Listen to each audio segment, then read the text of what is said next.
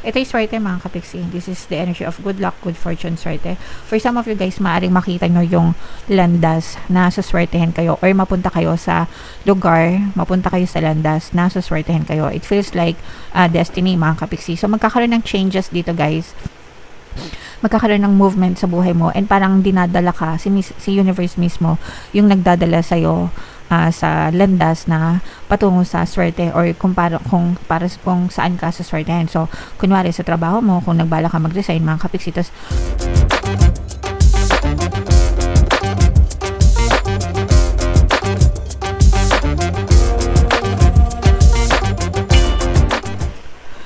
hello guys, hello Aquarius, welcome back to Pinoy Pixie Tarot. Ang pamagat ng episode natin for tonight is blessings, kapalaran para ngayong October para sa Aquarius, Sun, Moon, Rising Sign, and Venus. Unahin natin tong deck na to guys. Tingnan natin yung mga angel messages para sa inyo. So yung first message natin guys, you know what to do, no? You know what to do, trust your inner wisdom and take appropriate action without delay. Sometimes guys, or most of the time, alam naman natin yung ating gagawin, pero minsan nakukulangan tayo sa motivation, sa inspiration, nagkukulang sa konting push, mga kapiksino. So doon nagkakaroon ng difference. Ang kaibahan ng mga taong nakakaalam sa taong nagwawagi ay nasa pagkilos, yung pagkilos na part. Sometimes or most of the time yun yung nakakalimutan ng mga tao kahit na alam naman nila kung ano yung gusto nilang gawin sa buhay. So kumbaga kulang sa konting push mga kapiksi. So for some of you guys, this is a message na wag na kayong magpatumpik-tumpik pa mga kapiksi, no? And you have to take action nga, no, without appropriate delay kasi 'di ba kapag nagpatumpik-tumpik pa kayo, sayang yung oras, sayang yung panahon mga kapiksi. Alright, so yung first message for you guys. Another message, Aquarius, ito guys, be compassionate, no? Pag sinabing compassionate, malambot yung puso mga kapiksi, pagiging mabait, pagkakaroon ng mabuting puso, maunawain, maintindihin, okay, release judgments about yourself and others and focus on the love and light that is within everyone. So palagi lang tayo mag-focus dun sa mga magaganda and positibong bagay, hindi lang sa buhay natin kundi how we perceive other people. Ibig sabihin kung paano natin tinitingnan yung ibang tao mga kapigsing. Alright? Okay, and another message for you guys. Easy does it. Wow. So there's no need to hurry or force things to happen. Guys, everything is occurring in perfect timing. Isihan lang natin mga kapiksi, wag tayo masyadong magpapraning, no? Magpapraning sa kakaisip on when or how things will manifest or things will come sa buhay natin.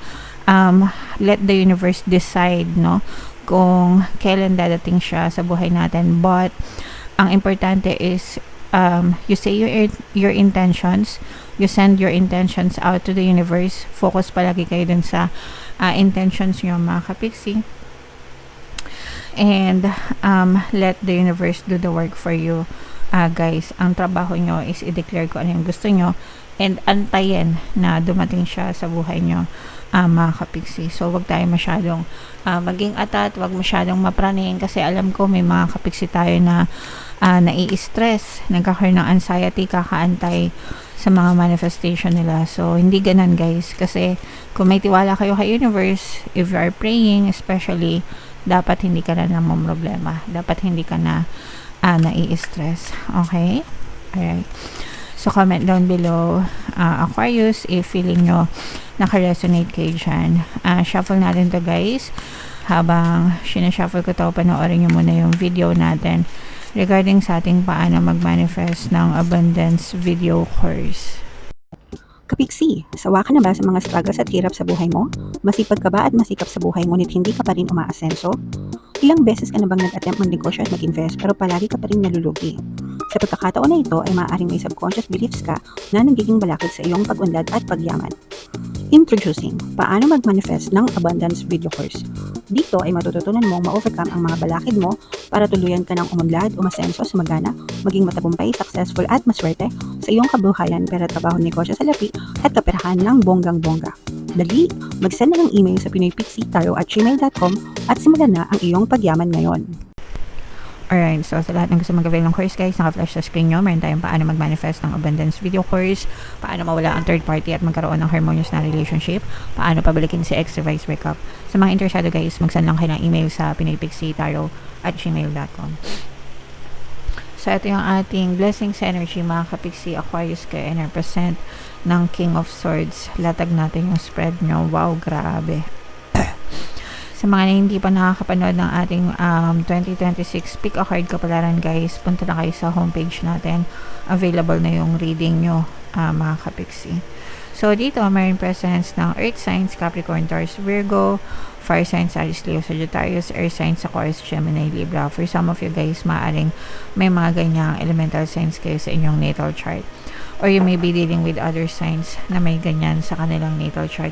Ito yung swerte mga kapixie. This is the energy of good luck, good fortune, swerte. For some of you guys, maaaring makita nyo yung landas na suswertehin kayo or mapunta kayo sa lugar, mapunta kayo sa landas na suswertehin kayo. It feels like destiny mga kapixie. So magkakaroon ng changes dito guys.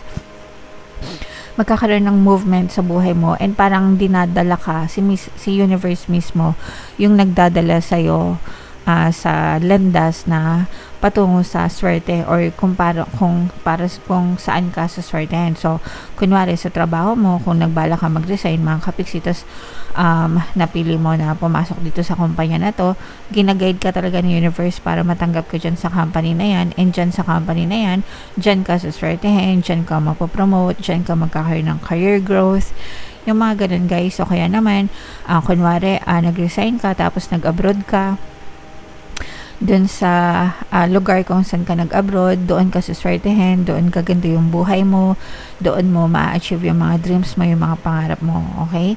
O kaya naman, kunwari, nag-resign ka, tapos nag-negosyo ka, yung negosyo na yun, doon ka suswertehin, doon lalago buhay mo, doon aasenso yung buhay mo, okay? So, kumbaga parang inilalapit ka or dinadala ka, no? Tinatangoy ka ng agos ni universe sa buhay mo para swertehin ka sa buhay mo mga kapixie or ma-experience mo yung mga magagandang buhay sa buhay mo, okay? So, ang ganda guys, ang ganda ng direction. You are always being guided, no? So, i-main-main nyo na yan sa comment section, mga kapixie, mind, swerte, good luck, good fortune, movement, no? Kasi nakita natin or nararamdaman natin dito yung movement, yung progress, yung pag-unlad, pag-asenso, pag-angat ng buhay. Especially guys, kapag sinunod nyo yung desire ng puso nyo, no? Kung ano yung nasa puso nyo, sinunod nyo mga kapixie, okay? So, kunwari, dati kang nurse, pero gusto mo talaga maging musician, kagaya ni Keshi, di ba? So, tapos na naging musician na siya, doon siya sinuwerte. So, yung mga ganun, guys, no? Pero, grabe, as in talagang niluluto ni universe yung tamang daan para sa inyo mga kapixie. Alright? And you're going to have a lot of peace of mind. Yung iba sa inyo guys, magkakaroon kayo ng peace of mind kasi nakikita natin na para makakapag-desisyon na kayo sa buhay nyo, especially if meron kayong mga kailangan pag-desisyonan, no? And nakikita natin yung growth dito guys, yung growth, yung development. Pag sinabing growth guys, yung paglago talaga, no? Kagaya nga nung sinabi ko kanina. So, lalago kayo, hindi lang yung buhay nyo guys, pero yung personality nyo, yung perception nyo, yung pagkatao nyo, yung mga paniniwala nyo, yung mga paninindigan nyo sa buhay mga kapixie. So, lumalago, nag-grow, nagmamature guys, okay? So, i-main-main nyo na yan sa comment section. So, what else? Ito yung babala na mag-ingat mga kapixie. Kasi, especially kung gumaganda yung buhay nyo, di ba? Ang dami ko nababasa ngayon, like, yung recent na nabasa ko, chismosa kasi ako guys, si Miss Rosmar, di ba? Rosmar, at saka meron pang isa na naloko ng milyon-milyon, 'di ba? So natakbuhan sila ng milyon-milyon ng mga taong pinagkatiwalaan nila. Yung isa, si Miss Rosmar, natakbuhan siya ng milyon-milyon ng staff niya na janitor.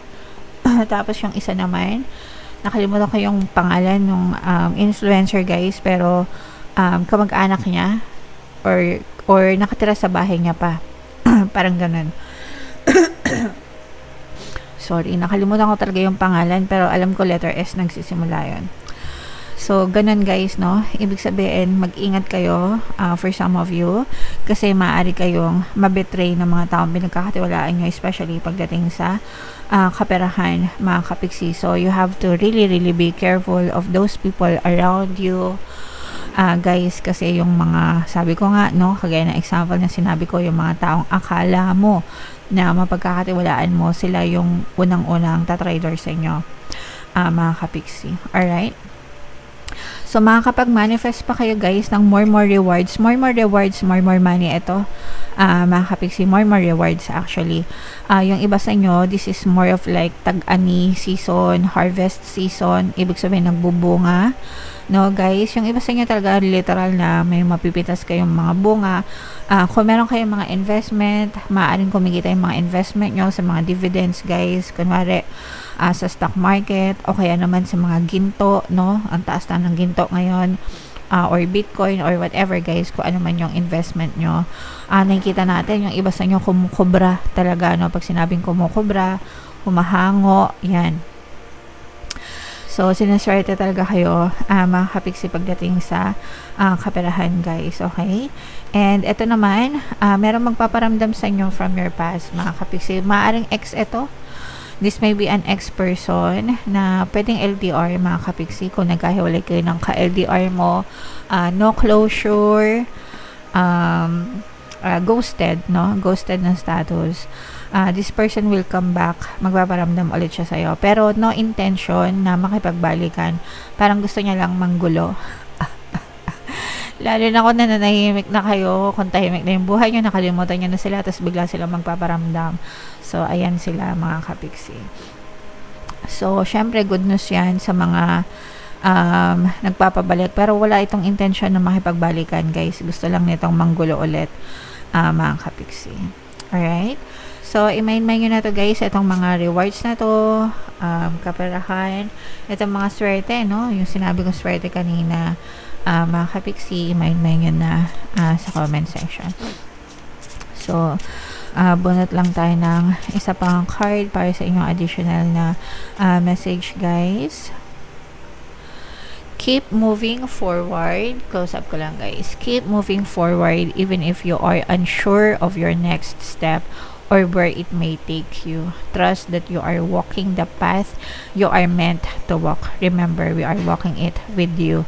Trust yourself more. So, keep on moving forward lang, guys. No, yung pinaka-best story siguro na pwede kong ma-share sa inyo is itong tarot channel ko, no? Way back 2019 when I started this channel. Hindi ko alam kung saan ako makakarating. Hindi ko alam kung mag-grow itong channel nito, 'di ba? Hindi ko alam kung may marireach ba na viewers or audience itong channel nito. Fast forward to 2025, mga kapiksi, marami pa rin mga OGs na kapiksi na sa inyo na until now kasama ko pa rin, mga kapiksi, and marami pa rin mga nadagdagan na mga viewers. So, with all of my heart, I thank you all so much, guys. Okay?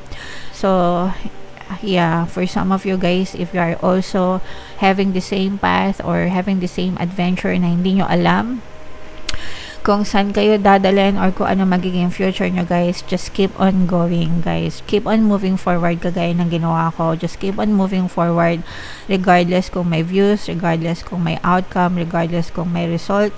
It doesn't matter. You just have to show up for yourself every day, and talagang mag-aano yan, guys, magbubunga yung mga effort mo in the future. Alright? Okay, so yeah.